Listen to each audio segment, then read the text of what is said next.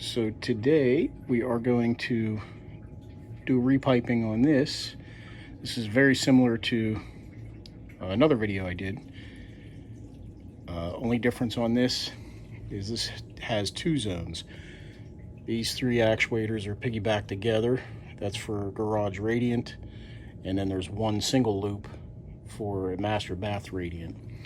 And we're going to zone with pumps rather than with these zone actuators. So we're going to replace that pump and add a second pump. We're going to do a new air separator and a new mixing valve.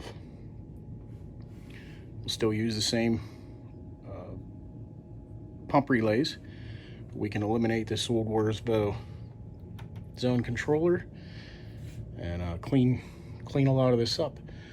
I'd like to clean up this boiler mess, the piping on this, but that's not in today's plan. So we're basically working from here over.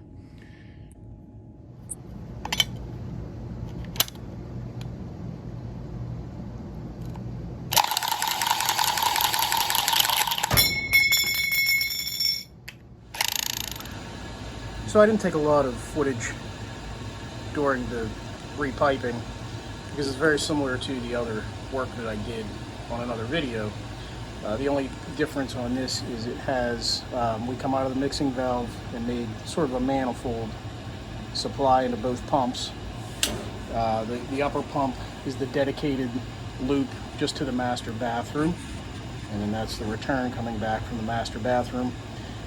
And then the lower pump feeds the 3-port Legend manifold for the garage radiant with 3 zone radiant loops.